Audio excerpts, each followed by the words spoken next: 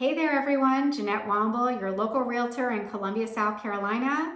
Today I'm going to talk to you about real estate taboo. Shh, it's a secret. These are the things that we are not supposed to talk about when answering questions about Columbia and the area that we live.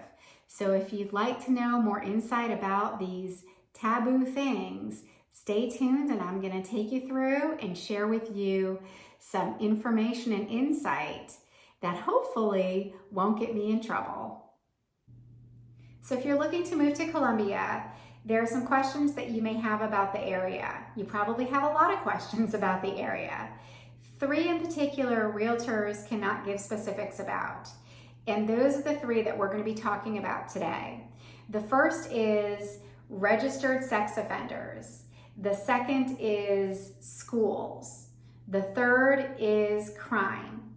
So today we're going to be talking about each of those 3. And I hope that by the end of this video, you feel like you have the resources and the information available to help you to navigate those subjects. Understanding where registered sex offenders lives could be very important to you in your decision to purchase a home. It's such an important subject that it's actually part of the sales contracts that we use here in Columbia.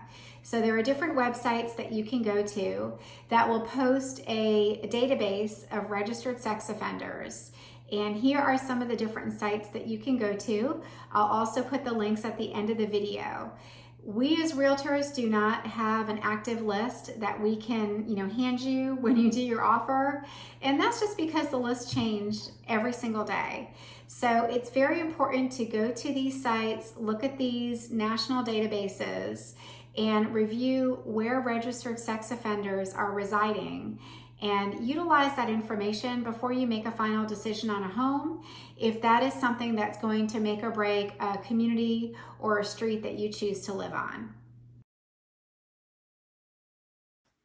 The second question that we're asked very often is schools. I moved to Columbia, South Carolina with 2 young children. It was top of mind for me to understand more about schools. And it is very important to a lot of families to learn more about schools before they make a decision. So if schools are important to you, the South Carolina Department of Education publishes school report cards every year. They're available online, and I will share the link to these report cards at the end of the video. Make this your best friend. Go out to the different districts and you can ask your local realtor for different parts of town which schools are districted to those types of areas or subdivisions.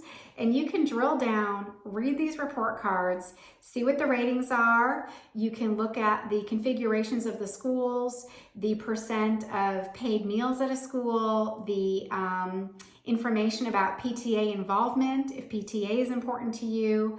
So many different categories, including, of course, test scores, are going to be found on these report cards. So if you're looking for a cornucopia of information about education in schools, do spend some time with the South Carolina Department of Education website and learn more about schools in the different parts of Columbia so you can be more prepared. So when it comes to crime, it's important to look at 3 main counties that cover Columbia.